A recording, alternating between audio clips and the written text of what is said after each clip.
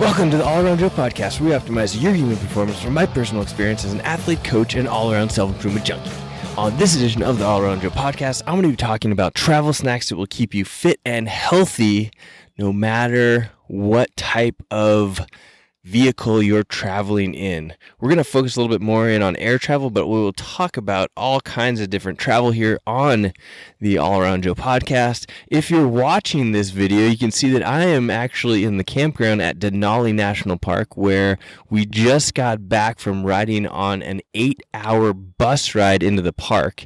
You actually can't go without a permit, which is really hard to get, in your own vehicle. So you have to take these buses and you have to choose from either an 8-hour or 12-hour day in one day ride. So we did the 8-hour day.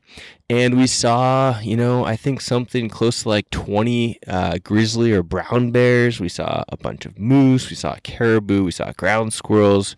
We even saw some lynx, which was really cool. Never seen those out in the wild before. So really interesting, fun stuff.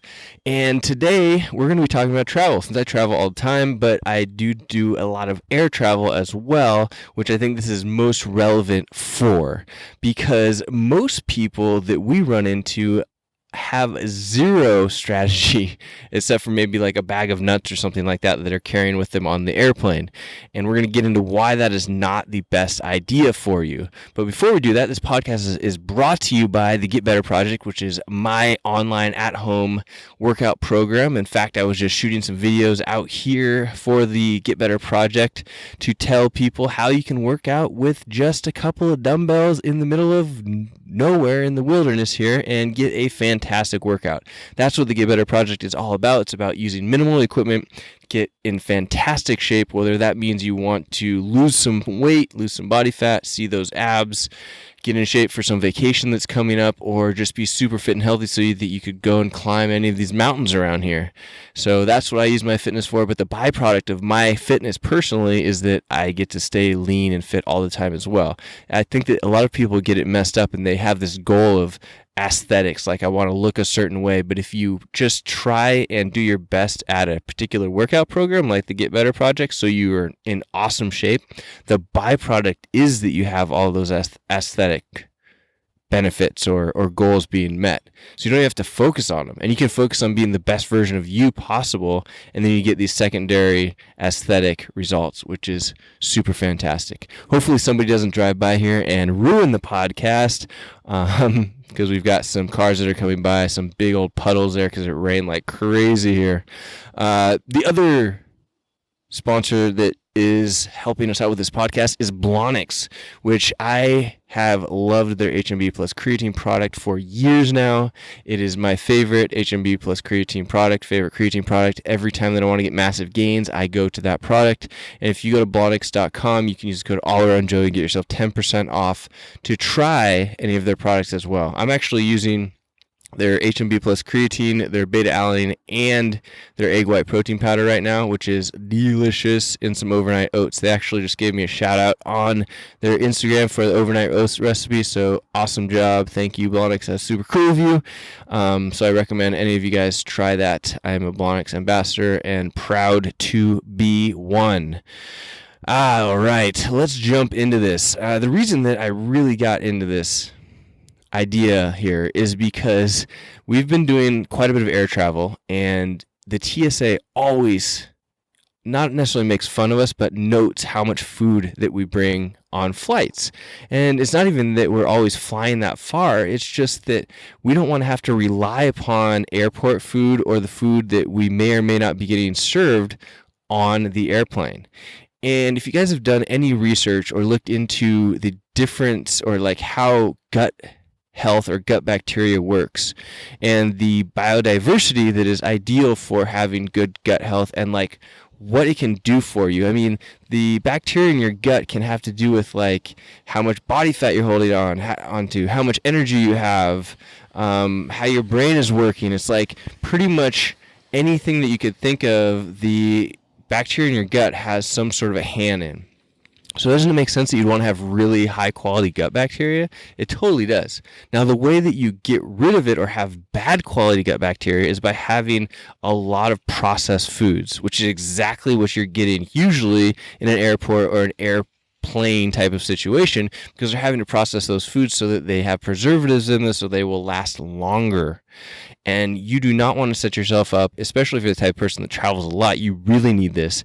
And I've got some serious strategies for you that we use on a regular basis that make it so that we don't have to rely upon these really junky sources of food and end up with bad gut biodiversity and then have these side effects that come along with them. I'd be willing to bet that a lot of people have issues with, or they have a lot of issues that stem from having bad gut bacteria, and they don't even realize it. They're not looking at, am I taking a probiotic? Am I eating a lot of green, leafy, multicolored vegetables and trying different things from different areas that are not processed?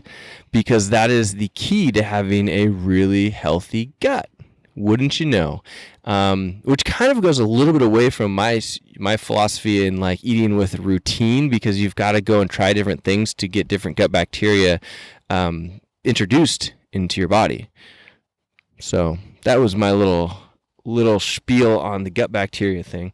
But what I'm working with here is that hardly anybody that we see around us carries a bag that's dedicated to food. Now, when you've gone through the TSA or the checkpoint screening, at this point, they ask you to take your food out and put it in a separate bin. They've started doing that. So for us, and that's why we get most of these comments, is because we have a whole bag like this, if you're watching the video, like a smaller, let's see, this is a 16-liter pack or extra bag here that we have this just filled with food. Or you can have like a Safeway plastic bag or something like that. That works too, and they usually don't count that as an extra carry-on. So if you're worried about having your 2 carry-on items, you don't really have to worry about it. What we'll usually do is we'll have one backpack, and then this food bag will be our secondary item. And we've gone on dozens of flights in the last few years and have never had that be a problem. So it's that's like my purse. It's the small secondary handheld item there with the food in it. And the cool thing about that is, as the food runs out, then this bag can just be really tight packed into the other backpack, so doesn't really take up much extra space once you run out of the food that you're actually carrying. So it's really important that you have something like this, or a plastic bag that you're planning on taking with you, and you actually have a food strategy when you're going to be traveling every single time. I don't ever want you to get onto a plane unless it's a last minute thing that you're running to without a food strategy. Now, that food strategy could involve that that the airport has something good. Like, let's say the airport has a Chipotle in it, or something that you can get a high quality fresh salad. I know that the SeaTac airport, although it is like the worst airport to ever go to for security, I don't know why they're doing that. I think they want everybody to do TSA pre, but that's a whole nother topic. They have really good food options in their airport, but I don't see that very regularly. And especially if you're going to an airport that you don't really know much about, don't rely upon it. But usually, we'd go to SeaTac airport and we'd hit up and get a salad at Qdoba or something like that, and that would be part of our strategy. Or we would go to Chipotle on our way in and put the Chipotle in our bag and then take that through screening and everything else with the rest of our food items. So it's really important that you have that strategy set up.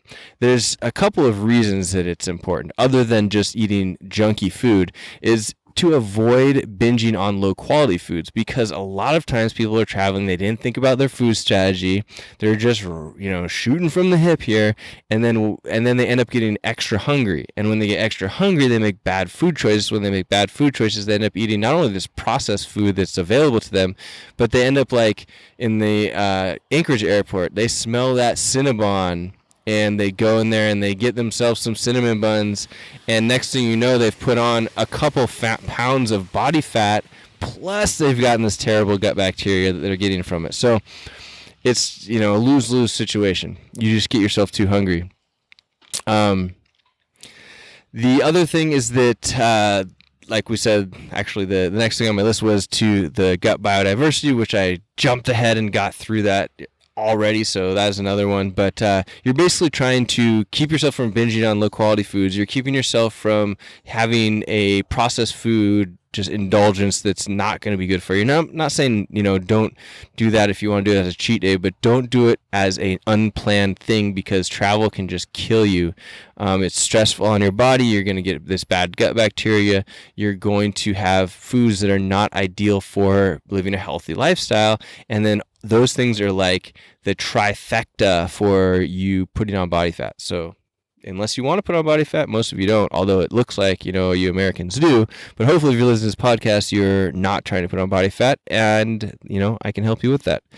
The last part is the hangry thing. A lot of people don't realize it, but they get into their bad moods just because they're not eating quality foods and they're not eating them enough. So you should be eating often enough so that you're going to keep yourself in a situation where your mind is going to be clear and working correctly. You're not going to be angry or in a bad mood. And it's going to support your lifestyle.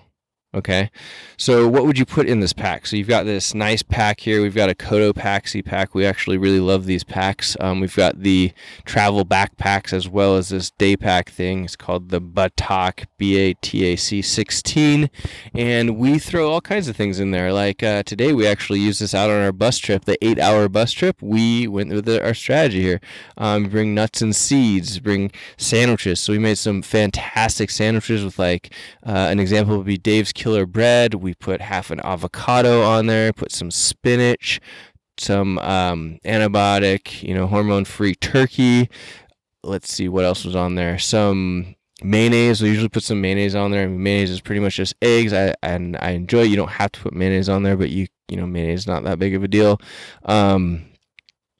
Some cheese maybe, and you have to also take this with a grain of salt, because maybe you're the type of person that cannot have grains. Maybe that's something that bothers you. Doesn't bother me at all. I can eat all kinds of gluten and it doesn't bother me one little bit. And bread is not necessarily a bad thing. You get some really hearty bread. I'm getting all of these, vitamins and minerals that come along with the bread. I'm getting fiber. I'm getting high quality carbohydrates. So there's nothing wrong with that. And then you get your protein from your meats and your cheeses, and you get the fats from the avocado, and you get some vegetables from the spinach. It's a fantastic situation there. So I love doing the fresh sandwiches like that.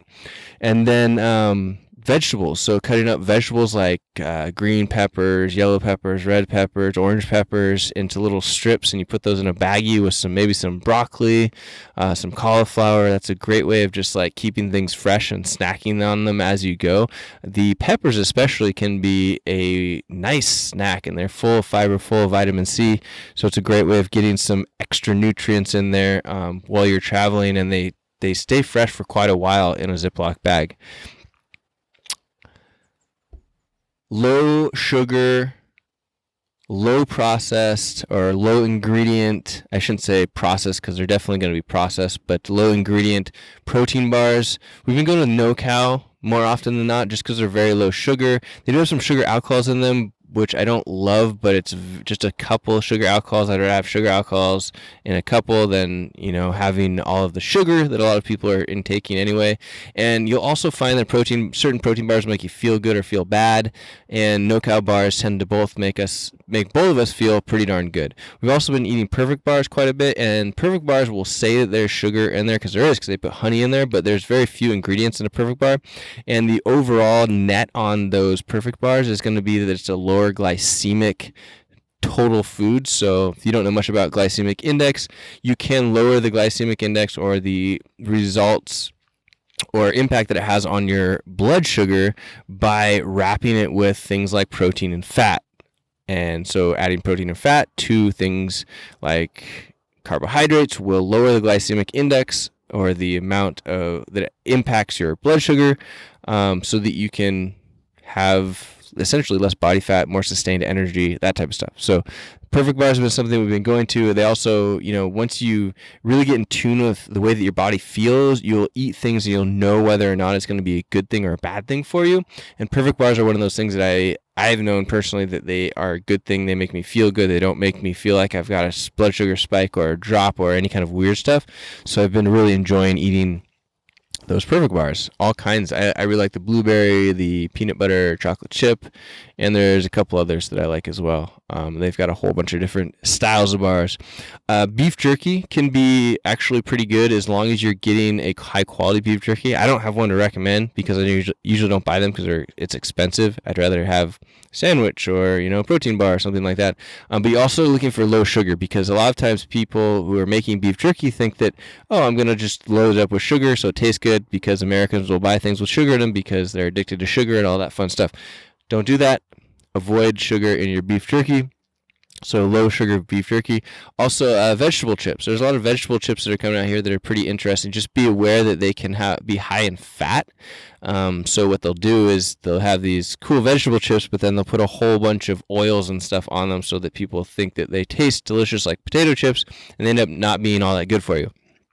So try and find a vegetable chip that is either lower fat, or just know that it's going to be part of your fat source when you're eating those vegetable chips. Still going to be way better than a potato chip, even though technically a potato is a vegetable. It's just a very starchy vegetable. It's not a very good vegetable for you to have very often. I won't even have regular potatoes on a regular basis. I go with a sweet potato. So you get sweet potato chips, you get other types of vegetable chips. Tasty, good stuff, and much better idea for you than having to eat what they're going to serve you on an airplane, which is not good. And I mentioned earlier, getting something that you know is going to be good for you that will essentially be more perishable, like going to Chipotle or going and getting a salad someplace or even bringing one from home, is a great idea. Just know that it's going to need to be eaten relatively soon. You're probably not going to have that thing last a full day unless you're bringing some sort of cooler, which I'm not even sure if you can bring a cooler on an airplane. So let me know if you can. I'd be interested in knowing that. If I could turn this in for a little cooler or something, that would be interesting. Put it on the show notes if you know that. allaroundjoe.com/212. I'd love to hear if you can bring some kind of a cooler on an airplane, because that would be an interesting idea. Maybe you get a cooler backpack with a cooler section in it. You can put those perishable items. You go for 3 days straight with a Yeti backpack that has all kinds of good stuff in there, and you wouldn't have to worry about getting any of these things that are more processed than we'd like them to be, like the protein bars or the chips and whatnot. Although it's not a terrible choice, it's a better choice. We're just trying to make it as best as we possibly can, because we're not expecting you to bring a whole grocery bag full of stuff on a plane and then make it while you're sitting there next to the person that's chomping on the Twinkies next to you. So we don't Not condoning that type of actions, although if you did, high five, good for you.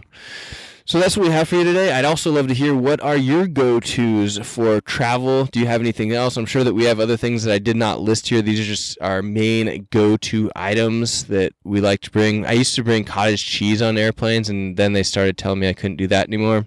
They actually took some cottage cheese from me a few years ago at the airport, and I haven't brought any with me since. That used to be my go-to. I'd actually bring the Costco-sized cottage cheese with me, so it's good source of protein and some fat, depending on what percentage you got. And I would just munch on that, and because the cheese actually lasts for a longer time too, so I wasn't really worried about having that get too warm. I know it kind of sounds weird, but I would eat it for like a day straight or even longer, and that would be my protein for like the whole day. It's just a huge vat of cottage cheese, but the TSA decided that it was a no-go on the cottage cheese. Anyway, let me know, do you have any solid snacks that you like to bring with you on your traveling that are not very processed, that are high quality, that keep you with your diet, that are not going to be sugary or anything like that?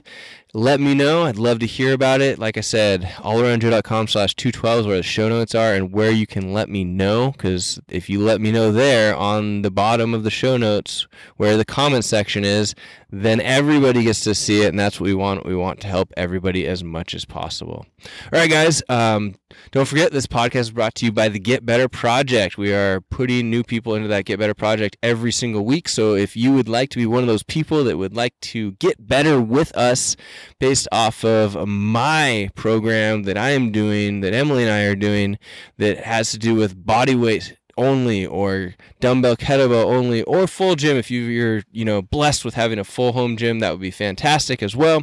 We write workouts for each of those programs, and they are fun. They get you in great shape, and we also end up being your personal coaches, so help you with your diet, help you with questions, help you with all kinds of stuff. It's a fantastic thing, probably the coolest thing that I've ever created. So I am super proud of it, super excited. You can get to that by going to the getbetterproject.com/getbetter.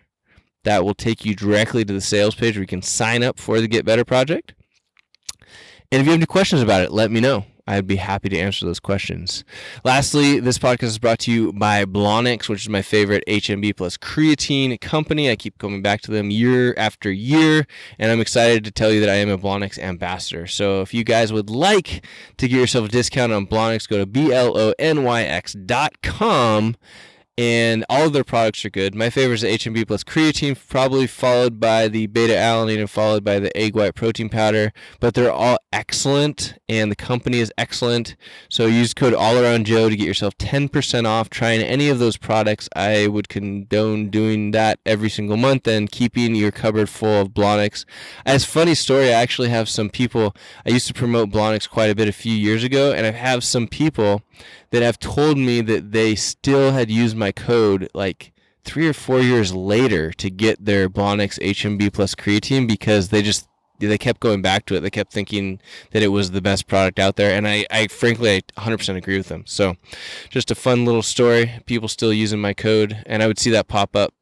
It was always fun to see that. So anyway, guys, I hope you enjoyed this podcast. I hope you are going to travel healthy from now on, bringing a bag like this with you so that you can show everyone else around you what they should be doing and eating properly and spreading the love. I always forget to do this, but make sure that you subscribe. If you like this podcast, please give me a review. I'm working on getting to 100 5-star reviews. I'm getting close at this point, so you just have to go to allaroundjoe.com/iTunes, and it'll take you to the iTunes or the Apple Podcast page, and you can give me that review. That would be fantastic. And if you're watching this on YouTube, please hit the subscribe and like button. And if you're watching this on Facebook, hit the like button. All right, guys, I think I covered everything.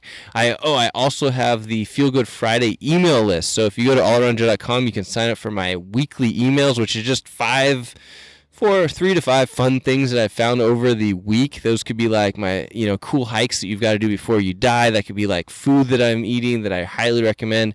That could be a book that I've read that I think that is, worth reading, or just like a YouTube video that I've seen that I think was really cool.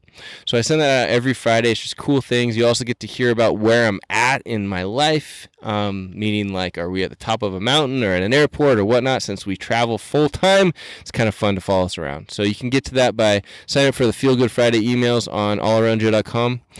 And that is it. All right. Thanks, guys. I remembered to promote. That was awesome. The All Around Joe podcast, we optimize your human performance from my personal experience as an athlete, coach, and all-around self-improvement junkie. I will see you on the next podcast.